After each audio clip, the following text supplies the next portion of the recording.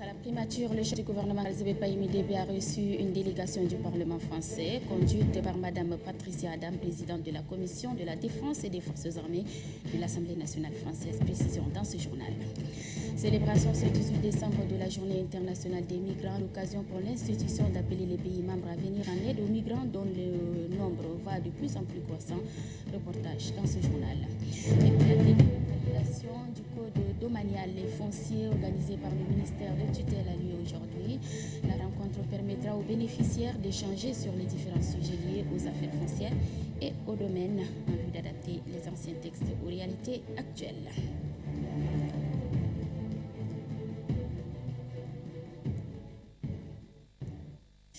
Merci de nous rejoindre sur Téléchat, mesdames et messieurs. Bonsoir et bienvenue dans votre journal. À la une de l'actualité, le Premier ministre Kalzebe Païmi-Débé a reçu ce mercredi une délégation du Parlement français conduite par Mme Patricia Adam, présidente de la Commission de défense et des forces armées de l'Assemblée nationale française. L'entrevue entre les deux personnalités a porté essentiellement sur la situation sécuritaire qui règne en République centrafricaine. Le point avec Ramadé Hassan. Cette mission de la Commission de la défense des forces armées de l'Assemblée nationale française intervient quelques jours après la visite du ministre français de la Défense Jean-Yves Le Drian au Tchad. L'excellence des relations de coopération entre le Tchad et la France s'est traduite par des contacts de haut niveau entre les autorités tchadiennes et françaises. C'est dans cette optique que la présidente de la Commission de la défense et des forces armées de l'Assemblée nationale française, Mme Patricia Adam, est venue échanger pendant plus de 3/4 d'heure avec le Premier ministre chef du gouvernement Kalzebe Païmi-Débé sur la situation sécuritaire qui règne en République centrafricaine ces derniers jours. Cette crise sécuritaire préoccupe la communauté internationale.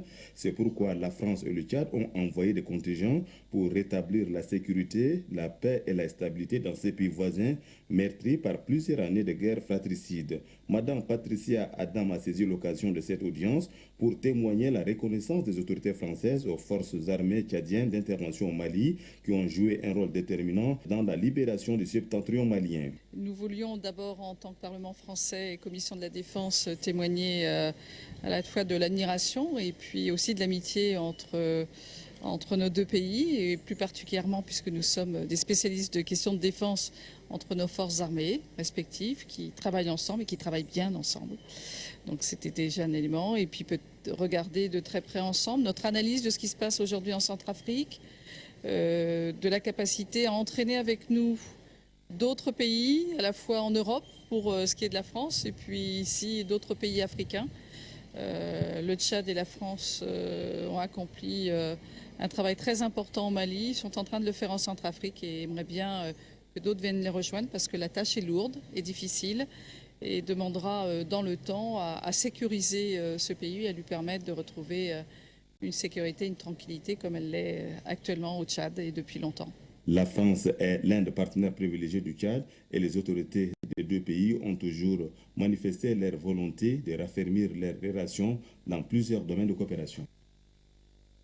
Toujours à la primature avec cette double audience accordée par le chef du gouvernement cet après-midi au directeur des opérations de la Banque mondiale arrivé en fin de mission au Tchad et à Mamadou Diko, représentant de l'UNFPA dans notre pays. Les échanges ont porté sur les relations de coopération jugées très bonnes entre les deux institutions et le Tchad. Ramadan Yassan. Le Premier ministre chef du gouvernement Kalzebe Païmi-Débé et le directeur des opérations de la Banque mondiale pour le Tchad, Ousmane Diagana, ont passé en revue quelques axes d'intervention de cette institution de Bretton Woods au Tchad. Selon Ousmane Diagana, les opérations en cours de la Banque mondiale au Tchad portent entre autres sur les secteurs de l'éducation, de la santé et de l'environnement. Le Premier ministre chef du gouvernement s'est réjoui des investissements réalisés par la Banque mondiale au bénéfice de la population. Pour le directeur des opérations de la Banque mondiale pour le Tchad, Ousmane Diagana, toutes les opportunités seront exploitées afin de consolider ces relations bilatérales. Nous avons avec le Tchad un partenariat qui va au-delà des questions d'assistance financière, comme le Premier ministre lui-même l'a dit. Nous avons un rôle de conseil auprès du Tchad, un rôle de génération de savoir pour mieux informer la compréhension des problématiques de développement qui, comme vous le savez, sont complexes. Après les directeurs des opérations de la Banque mondiale pour le Tchad, c'est le tour de Mamadou Diko, le représentant résident de l'UNFPA au Tchad, Fonds des Nations Unies pour la population, d'être reçu par le Premier ministre chef de gouvernement. Au centre des échanges, le renforcement des relations de partenariat qui existent entre le Tchad et cette agence onusienne. Mamadou Diko a, au cours de cette audience, salué l'engagement des plus hautes autorités du pays dans le cadre de la lutte contre la mortalité maternelle et infantile. Pour le chef de gouvernement, le secteur de la santé demeure une préoccupation majeure pour le chef de l'État, Idriss Déby Itno, et des dispositions sont prises pour assurer des soins de qualité à la population. Le représentant résident de l'UNFPA au Tchad, Mamadou Diko, a indiqué au sortir de l'audience que son institution est disposée à accompagner les efforts fournis par les autorités tchadiennes visant à améliorer les conditions de vie du couple mère-enfant. Nous sommes heureux de constater que le gouvernement s'est résolument engagé à faire en sorte que cette situation de statut de la femme soit améliorée afin d'une meilleure représentation, d'une prise en charge des femmes dans tous les domaines. Le Premier ministre nous a fait vraiment l'honneur de nous réaffirmer un peu ce que le gouvernement compte faire et nous avons également partagé avec lui de sujets sur lesquels nous pensons que le Tchad devrait pouvoir affirmer son leadership de façon plus forte. Ces deux personnalités ont pris congé du Premier ministre chef du gouvernement.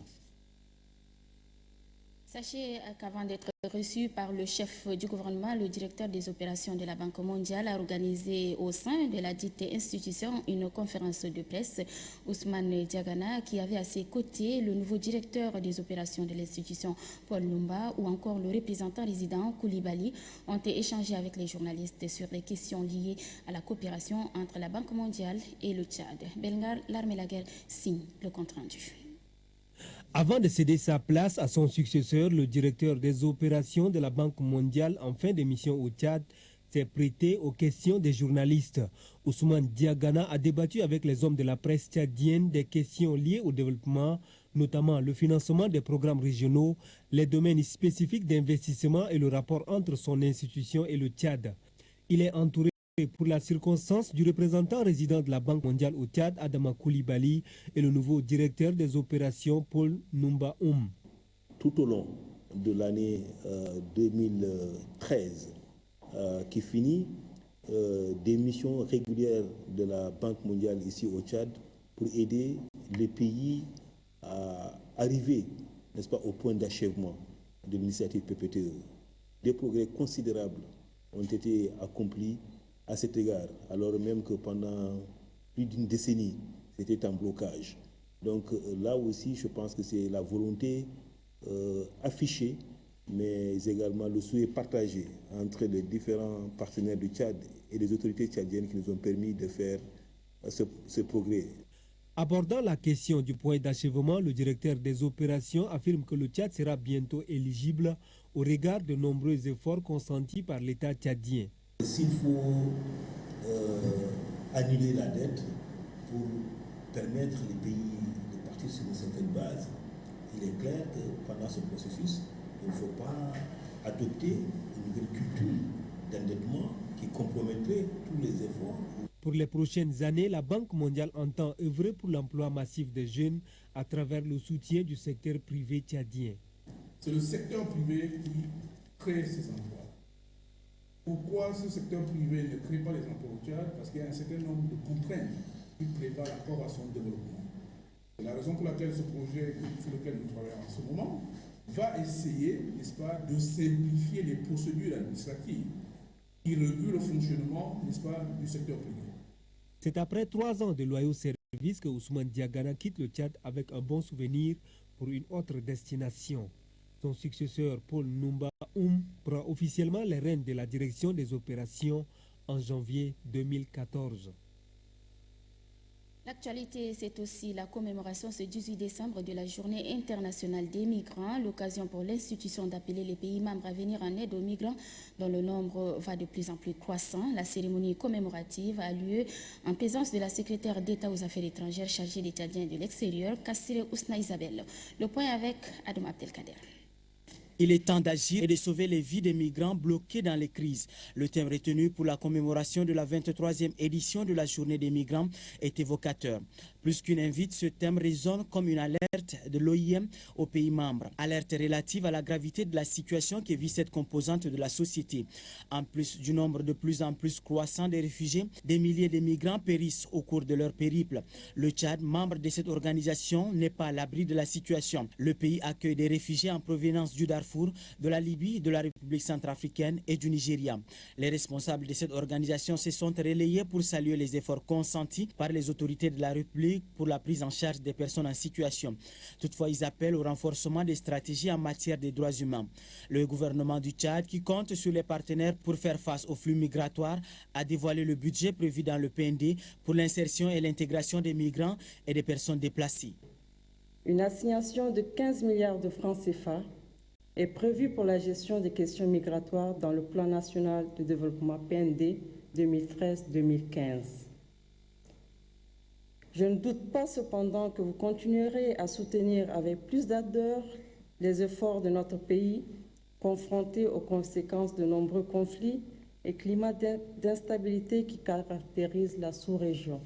Le gouvernement continuera par ailleurs à honorer tous ses engagements internationaux pour la gestion des migrations en Afrique centrale à travers le DIMAC. L'OIM, dans son plan d'action, prévoit dans le cadre opérationnel fournir au Tchad et à la communauté internationale un instrument d'orientation pour répondre aux défis migratoires. L'institution entend également mettre sur pied un projet pilote pour le rapatriement des migrants tchadiens qualifiés du secteur de la santé et de l'enseignement supérieur. C'est également un titre, un atelier de validation du code domanial et foncier organisé par le ministère de tutelle a lieu aujourd'hui. La rencontre permettra aux bénéficiaires d'échanger sur les différents sujets liés aux affaires foncières et aux domaines en vue d'adapter les anciens textes aux réalités actuelles. Jourdain Angèle. Les autorités gouvernementales, les cadres et représentants de différents ministères ont répondu présents à la session de validation de l'avant-projet du Code foncier et domanial qui s'est ouverte ce matin au CEFOD. Les textes relatifs au Code foncier et domanial datant de 1976 ne prennent pas en compte les réalités actuelles. Une adaptation de ces textes à notre époque équilibrerait les tendances. La mobilisation des participants à cet atelier a été saluée par le secrétaire général du ministère de l'Urbanisme et de l'Habitat, Abazen Badawi Dida. La terre étant le support de toutes les activités liées à l'existence humaine, les enjeux socio-économiques et environnementaux qu'elle génère sont d'une importance capitale. Pour permettre à l'État de trouver le juste équilibre en vue d'exercer ses lois, le ministre de l'Urbanisme et de l'Habitat exhorte les participants à enrichir l'avant-projet de réactions pertinentes et de propositions d'amendements. Qu'au sortir de cet atelier, qu'il nous soit possible d'être encore plus éclairés sur un certain nombre de questions qui sont des questions de grande préoccupation. Aujourd'hui,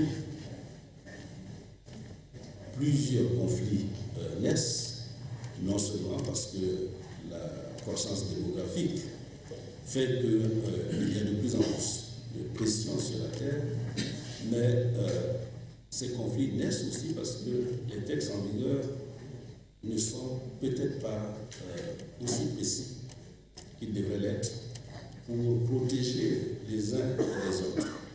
Les travaux aboutiront sur l'adoption d'un document consensuel qui sera soumis aux autorités compétentes pour une gestion plus accentuée des affaires foncières et domaniales.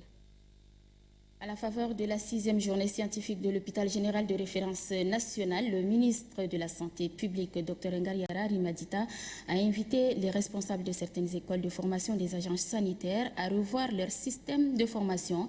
Il demande aussi aux responsables des centres de santé et hôpitaux d'organiser des journées scientifiques en vue, dit-il, de remédier à certaines insuffisances constatées sur le terrain. Compte rendu, Kadouba Diofil. Les travaux de cette 6e journée scientifique de l'hôpital général de référence national ont permis aux professionnels de la santé de faire une introspection sur la prise en charge des patients, notamment la prise en charge des urgences traumatiques. Il a été aussi question de la formation au rabais des étudiants et médecins dans les centres et écoles de santé privés. et aussi des expositions sur des réalisations et activités scientifiques dans le domaine de la médecine. Les travaux de ces 6e journées scientifiques nous ont permis de prendre davantage conscience de la complexité de la prise en charge des urgences traumatiques qui se pose aujourd'hui avec acuité à tous les praticiens et singulièrement dans certaines situations délicates. Le ministre de la Santé publique, Dr Ngariera Rimadita, a fait savoir qu'on ne vient pas dans ce département pour le simple plaisir d'avoir le titre de médecin. Il exhorte les responsables des écoles privées de changer de fusil d'épaule, car la formation assurée à leurs étudiants a des répercussions sur la pratique quotidienne. La formation est un élément fondamental. Cette formation, il va falloir la surveiller de près. Il va falloir lui donner les paramètres harmonisés. Il va falloir à ce moment-là que le diplôme d'État soit des diplômes véritablement d'État.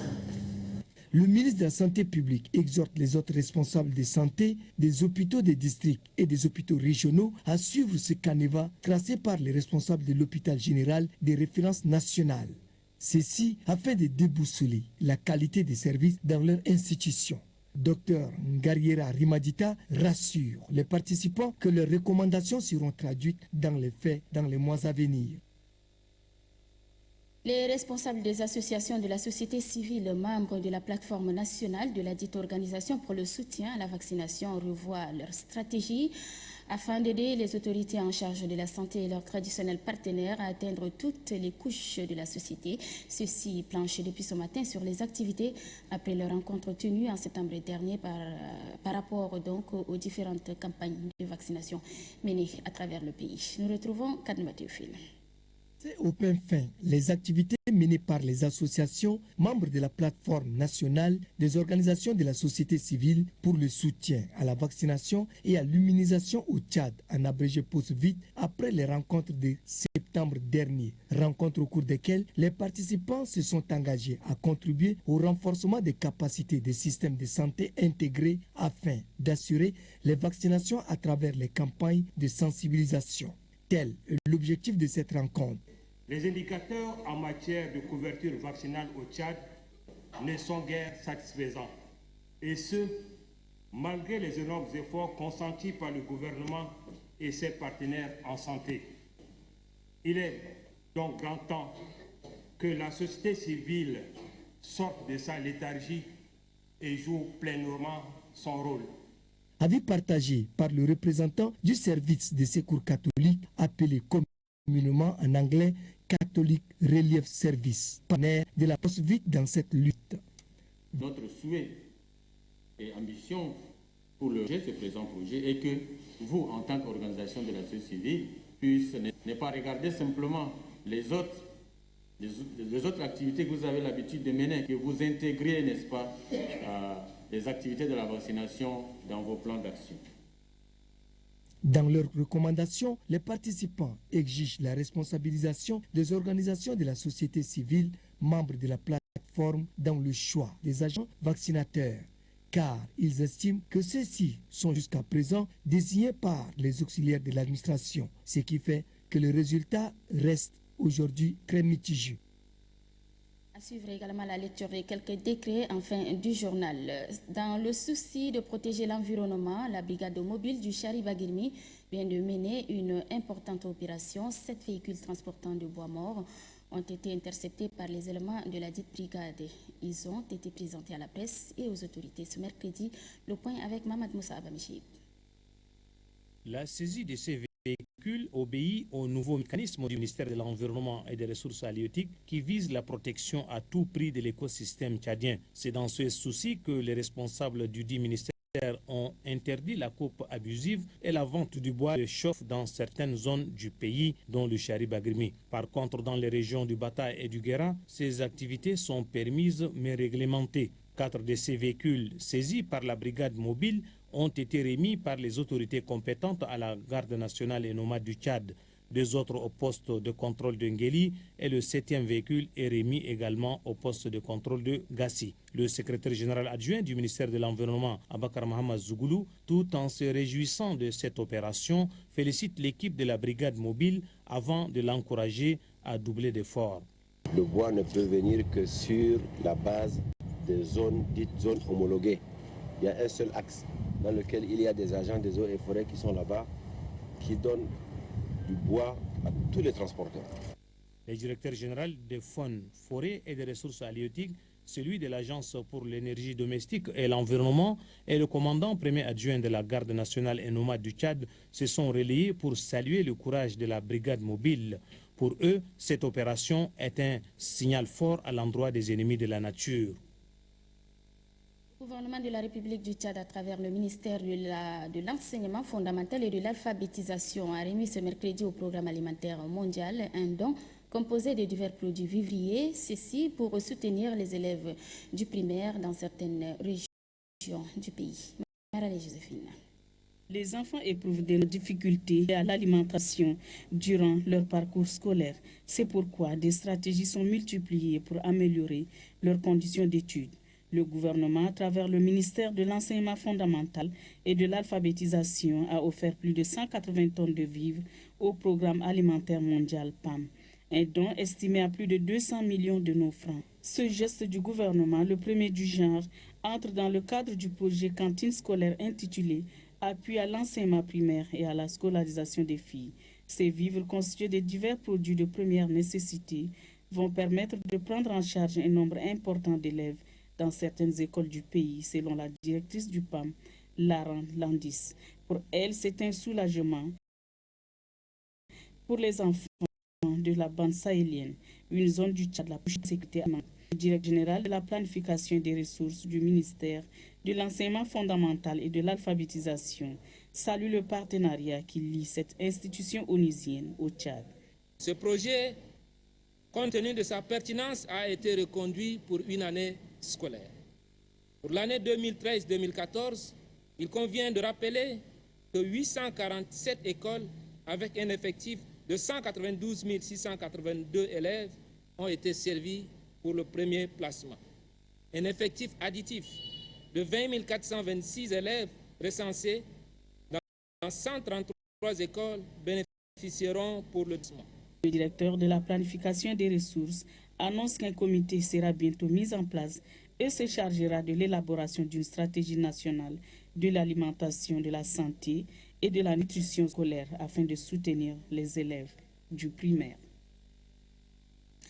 Le monde entier célèbre ce jour la journée mondiale de la langue arabe. Ici au Tchad, l'événement a été célébré avec FAST, l'Union générale des institutions de soutien de la langue arabe, a célébré cette journée donc en lançant officiellement la Semaine nationale de la langue arabe dans notre pays. Les activités à caractère éducatif et culturel seront organisées tout au long de cette semaine. Le point avec Anastasie Bissi. La Journée internationale de la langue arabe est l'occasion de promouvoir cette langue parlée par des millions de personnes dans le monde. Ici au Tchad, l'Union générale des institutions de la langue arabe va organiser durant une semaine diverses activités. Il s'agit entre autres des ateliers de formation et des concours de danse et chant. Pour le président de l'Union générale des institutions de la langue arabe au Tchad, la langue arabe est la première langue écrite en Afrique subsaharienne et celle classée parmi les plus anciennes langues par l'ONU.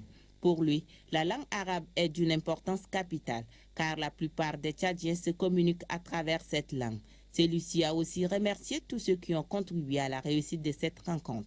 Le secrétaire général du ministère de l'Enseignement supérieur et de la Recherche scientifique de relever que cette journée est aussi le lieu de partager les valeurs culturelles en vue de promouvoir la paix et le développement durable du pays. Abdoulaye Mustafa indique que le gouvernement ne ménagera aucun effort pour le développement de la langue arabe à travers le bilinguisme instauré dans le système éducatif. De la politique dans ce journal, avec tout d'abord cette conférence de presse animée par le secrétaire général du mouvement patriotique du salut pour la commune de la ville de N'Djamena, Abakar Suleiman. Celui-ci a fait le bilan de son organisation ou encore des réalisations. Il a parlé, autant pour moi, du bilan de son organisation et des réalisations faites par le président fondateur du MPS. Reportage Nobadoumbaï Talomadi. À 48 heures des festivités marquant le 23e anniversaire du mouvement patriotique du salut, le conseil communal du MPS pour la ville de N'Djamena, installé à peine 10 mois, fait le bilan de ses réalisations. Les contributions financières vont de 6 millions à 11 millions du 1er au 10e conseil. C'est le lieu, encore une fois, de remercier toutes ces personnes ressources, les frères, les amis, les sympathisants, les anonymes qui se sont mobilisés pour nous accompagner le long de notre périple et qui ont permis d'assurer la réussite totale de l'action. Le secrétaire général du MPS pour la commune d'Ndiamena a aussi mis à profit cette occasion pour retracer en quelques minutes les réalisations du chef de l'État.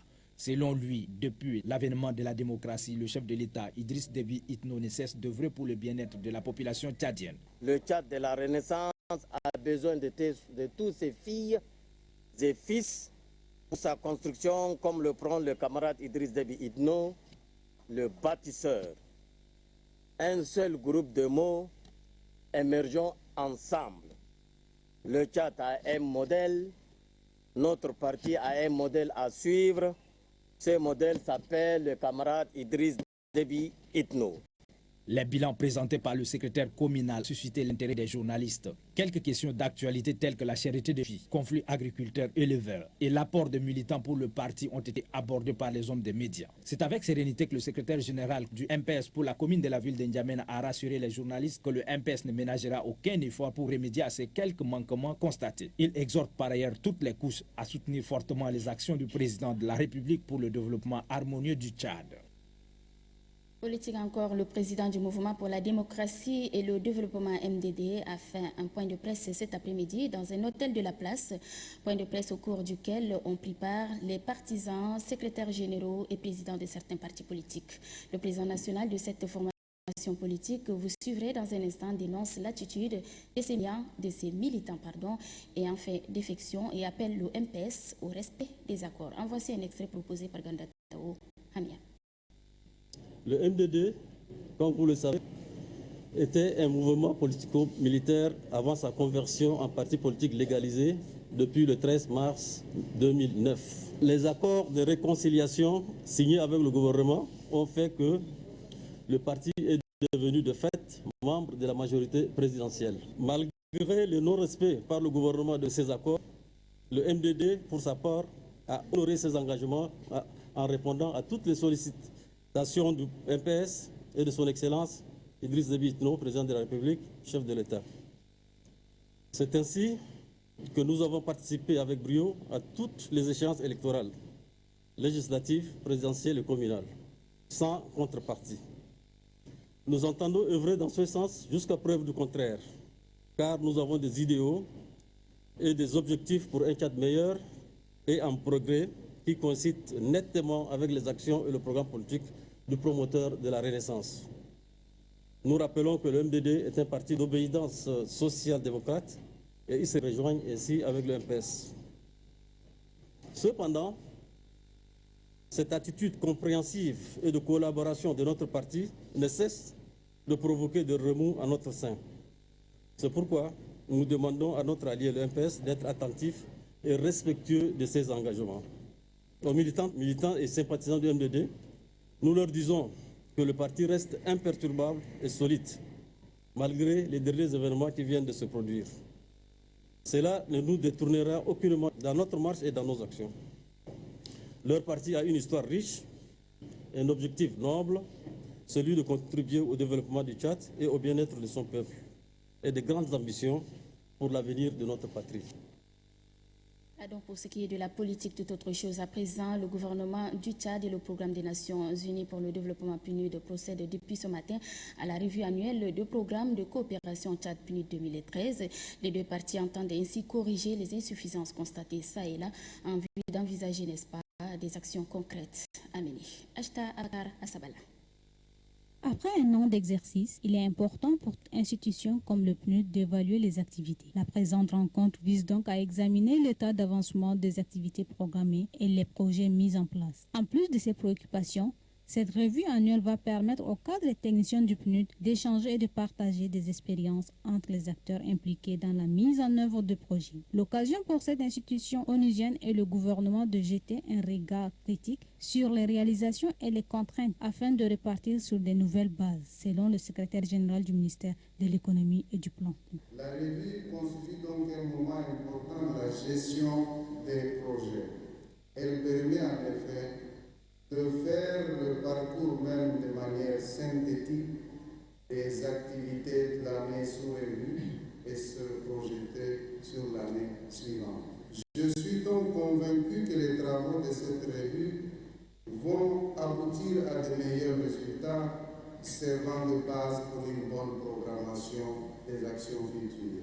Le directeur pays PNUD au Tchad, Tetsuo Kondo, n'a pas manqué d'apprécier l'engagement du gouvernement à travers le ministère de l'économie, du plan et de la coopération internationale en faveur du développement socio-économique du pays. Allusion faite ici à la mise sur pied de la cellule suivi et évaluation des programmes des Nations Unies dans son ensemble. Avant de nous rendre à Bangor pour le direct du spécial 23e journée de la liberté et de la démocratie, je vous donne la lecture de ces quelques décrets. Décret numéro 1136 portant nomination des membres de la Commission électorale nationale indépendante CENI. Sont nommés membres de la Commission électorale nationale indépendante CENI les personnalités dont les noms suivent. Membres de la majorité présidentielle, Dr Mohamed Saleh Younous, Mohamed Ahmad Choukou, Abakar Adoumagar, Mbaye Nodoum Ngartel Baye Paul, Mbaye Goto Jules, Halou Daoud Adjazouli, Abdelkader Ousmane, Greye Gouloua, Apiang Dikba Perkisam, Madame Nelkem Malo Mart, Madame Maria Mamat Maïta, Amat Mahadi Amat, Mahamat Oumar Adoum, Suleiman Ramadan, Titingar Jean-Claude, Khala Amat Senoussi, Lakama Manakou. Membres de l'opposition démocratique, Abdelaziz Mohamed Zakaria, Adjam Patale, Almadi Oumar Akasha, Assem Djombo, Amat Isaka Daoud, Ali Siamsia Kinge, Bassissou Pafla, Brahim Boy Ochom, Mahamat Kaya, Ne Zizoumne Karga, Mahamat Amat Alabo, Mahamat Al-Kassim Maki, Matibe Laompeur, Mbaye Odoum Naigoto Gondje, Bang Adingare Yelengare, Madame Moïde Rebecca, Madame Ngarle Mbaye Dumgar, Yobomo Ben Naiti, membre de la société civile, Madame Ashta Djibrine Si, Adia Djundan François, Madame Chérifi Tingaroui, Madame Larle Marie, Madame Maïkata Liliane, Madame Noujim Goto Yoram Brebe. N'Djamena le 18 décembre 2013, Idriss Déby Itno. Décret numéro 1137 portant nomination d'un président de la Commission électorale nationale indépendante CENI. Monsieur Royoumbaye Nadoumgar est nommé président de la Commission électorale nationale indépendante. Djamena le 18 décembre 2013, Idriss Déby Itno. Décret numéro 1139 portant réhabilitation du canton Malima, sous-préfecture de Mao, département de Kanem, région du Kanem. Le canton Malima, sous-préfecture de Mao, département de Kanem, région du Kanem, est réhabilité. Le rapport territorial du canton Malima sera ultérieurement déterminé par arrêté du ministre de l'Intérieur et de la Sécurité publique. N'Djamena le 18 décembre 2013, Idriss Déby Itno. Décret numéro 1140 portant nomination de M. Abakar Mohamed Adoum en qualité de chef du canton Malima, sous-préfecture de Mao, département de Kanem, région du Kanem. M. Abakar Mohamed Adoum est nommé chef du canton Malima, sous-préfecture de Mao, département de Kanem, région du Kanem. N'Djamena le 18 décembre 2013, Idriss Déby Itno. Décret numéro 1141 portant nomination de M. Tom Hamid Ndjeri en qualité de chef de canton Kouriara 1, sous-préfecture d'Amdiaras, département d'Amdiaras, région de l'Enedi-Est. M. Tom Hamid Ndjeri en qualité de chef de canton Kouriara 1, sous-préfecture d'Amdiaras, département de Amdiaras, région de l'Enedi, et donc chef de canton. N'Djamena le 18 décembre 2013, Idriss Déby Itno. Cet arrêté numéro 5797 portant nomination à des postes de responsabilité à la direction du protocole de la primature. Les personnalités dont les noms suivent sont nommées au poste de responsabilité ci-après au cabinet du Premier ministre, chef du gouvernement, directeur de protocole, M. Sad Sherif Moussa en remplacement de M. Maloum Bouroumdou, appelé à d'autres fonctions, directeur adjoint du protocole, Abakar Mohamed Abakar en remplacement de M. M. Sad Sherif Moussa, appelé à d'autres fonctions N'Djamena le 18 décembre 2013, Kalzobe Paimi Debe. Et puis un communiqué officiel, conformément aux dispositions de l'article 90 de la Constitution, le président de la République communique avec l'Assemblée nationale par des messages qu'il fait lire et qui ne donnent lieu à aucun débat. En application de cet article, une séance plénière de l'Assemblée nationale se tiendra le jeudi 19 décembre 2013 à 9h précises pour la lecture du message du chef de l'État à la République nationale. À cet effet, le secrétaire général de l'Assemblée nationale prie, mesdames et messieurs les députés, de prendre part à cette séance du 19 décembre 2013. Compte tenu de l'importance de l'ordre du jour, le secrétaire général compte sur la présence effective de tous les députés. Le port de l'écharpe est obligatoire. N'Djamena le 18 décembre 2013, secrétaire général Mohamed Hassan Brémé. Et puis un autre communiqué de la coordination des partis politiques pour la défense de la Constitution. La CPDC dit dans ce communiqué qu'elle est très préoccupée par la dégradation de la situation sociale. La CPDC invite le gouvernement à prendre rapidement des mesures énergétiques pour améliorer la gestion de toutes les ressources nationales, renoncer à la politique non convaincante de déguerpissement, payer régulièrement les salaires des fonctionnaires et les pensions des retraités. La signature, le porte-parole premier adjoint de la CPDC, Ali Gabriel Golor. Voilà, avant de nous rendre à Bongor, sachez pour la fête donc, de la liberté et de la démocratie Bongor donc 2013, sachez que les préparatifs vont bon train, mais avant de câbler Elvis Tabo qui serait certainement en train de suivre ce journal. Pour la deuxième partie, sachez qu'à Bongor cet après-midi a lieu la cérémonie d'inauguration de la station ONRTV. C'était en présence du ministre de l'Hydraulique urbaine et rurale que le ministre de la Communication Sansila Bakari, en compagnie du gouverneur de la région de Mayukebi-Est, a procédé donc à la coupure du ruban. À l'occasion, Dubaï Cléoton, directeur général de l'ONRTV, a laissé entendre que les équipements techniques sont entièrement numériques et la réception s'est fait en hertzienne.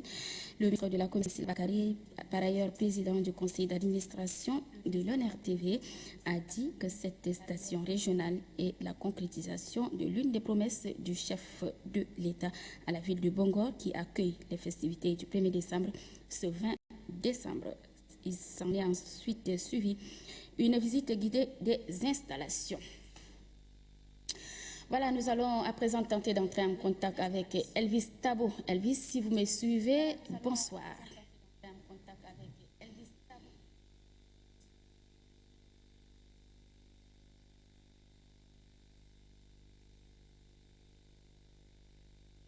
Je le disais, Elvis, bonsoir, et vous avez l'antenne pour le journal spécial 23e édition à Bongor. Bonsoir, mesdames et messieurs, et bienvenue dans cette édition spéciale Bongor. À Bongor, justement cet après-midi, la station ONRTV a été inaugurée. C'est la station régionale, une cérémonie présidée par le ministre de la Communication, porte-parole du gouvernement, Hassan Sila Bakari. Par ailleurs, président du conseil d'administration de l'ONRTV. Vous allez suivre dans un instant un extrait de l'allocution du ministre de la Communication. Mais bien avant, un extrait de l'allocution du gouverneur de la région du Mayukebi-Est à l'occasion de la cérémonie d'inauguration de la station ONRTV de Bongor. Mes premiers mots vont à l'endroit de son Excellence Idriss Déby Itno, président de la République, chef de l'État, grand bâtisseur de la nation tchadienne, qui dans sa grande générosité a bien voulu offrir à la grande région de Mayukebi-Est ce joyau, cette vitrine, je vais nommer la station régionale de l'ONRTV. Grâce aux images diffusées par cette station, les potentialités et les activités réalisées dans les régions seront visualisées au Tchad et dans le monde entier. Je rassure aussi l'équipe locale de la station de la disponibilité de l'administration régionale pour toutes les sollicitations et tout appui qui peut faire avancer notre station. Je vous invite à suivre à présent un extrait de l'allocution du ministre de la Communication, porte-parole du gouvernement. Le choix du président de la République d'implanter une station de l'ONRTV dans la ville de Bongor n'est pas le fruit du hasard, car cette ville est un carrefour de la diversité culturelle et par conséquent, elle mérite bien ce joyau pour le plus grand bonheur de sa population. Carrefour, c'est les mots que nous avons trouvés juste au sein de l'Honneur TV pour faire le trait d'union entre les Tchadiens. Carrefour, c'est vraiment le mot qu'il faut pour tous les Tchadiens. Alors que cette station qui vient de voir le jour soit réellement le trait d'union entre les filles et les fils du Tchad, du nord et du sud, de l'est à l'ouest. C'était là le ministre de la Communication, porte-parole du gouvernement, Hassan Sila Bakari, à l'occasion de la cérémonie d'inauguration de la station ONRTV de Bongor. Quelle est donc l'ambiance qui prévaut dans la ville de Bongor à jour J-2? La réponse dans ce reportage signé Doba Robert.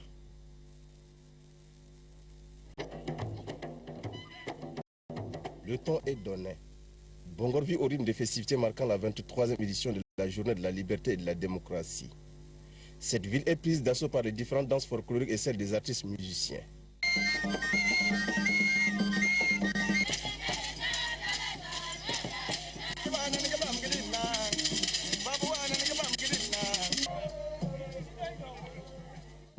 Outre ces principales danses qui reflètent l'identité culturelle du Moyen-Kivu-Est, d'autres groupes musicaux sont également de la partie.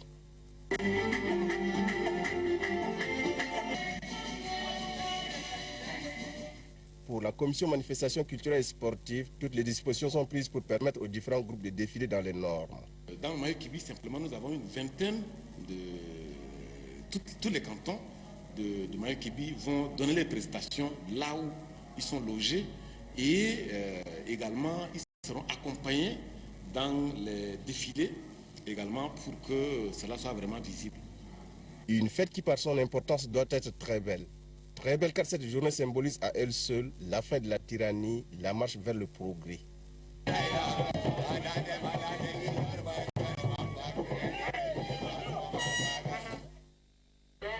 Merci Doba Robert.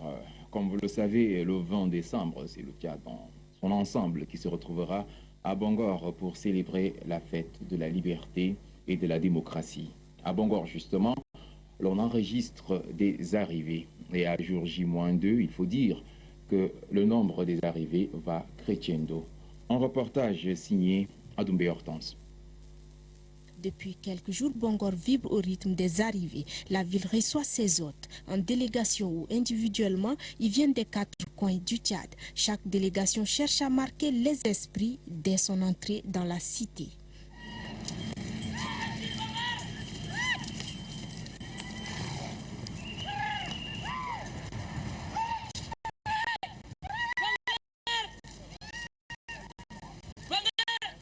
Une ambiance festive annonçant déjà les couleurs grand. En effet, la fête atteindra son summum et personne ne voudrait se faire raconter l'événement, même pas ceux qui se trouvent au Cameroun voisin à Yagoua. En effet, le trafic entre Bongor et cette ville s'est accentué à l'approche de la fête. Cette mobilisation vers la ville de Bongor est une démonstration de l'importance accordée par la population à la démocratie et à la liberté, des fondements essentiels du Tchad de la Renaissance.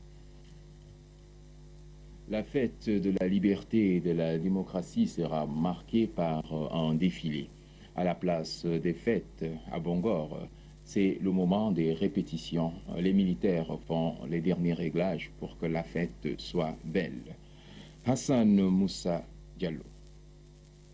1er décembre à Bongor, jour J-2. Les préparatifs s'accélèrent. Les différents détachements de l'armée plantent les derniers décors. Des séances d'exercice des défilés militaires sont organisées à la place de l'indépendance. Armées de terre, de l'air et paramilitaires prennent part aux séances de répétition pour les défilés militaires. Ces exercices de répétition permettent aux différents détachements de l'armée de se familiariser avec les sites retenus pour les défilés ce vendredi 20 décembre. Sur le terrain, les responsables militaires tiennent des réunions de mise au point pour la réussite du défilé. Tout est fin prêt pour les grands jours marquant le 23e anniversaire de la journée de la liberté et de la démocratie, nous confie le chef de bataillon Tamandi Filemon. Concernant le défilé, les préparatifs vont bon train dans la discipline totale. Et je demande à tous les militaires qui sont présentement dans la ville Bangor, de se respecter et respecter la population pour que le Tchad aille de l'avant. La musique, l'étendard national, les élèves officiers de la 26e promotion, le détachement de la gendarmerie, le bataillon de commandement des services de l'état-major, état-major de l'armée de terre, la direction générale des services de la sécurité des institutions de l'État, l'armée de l'air, la garde nationale et nomade du Tchad, la police nationale et les agents des eaux et forêts seront au rendez-vous du 20 décembre.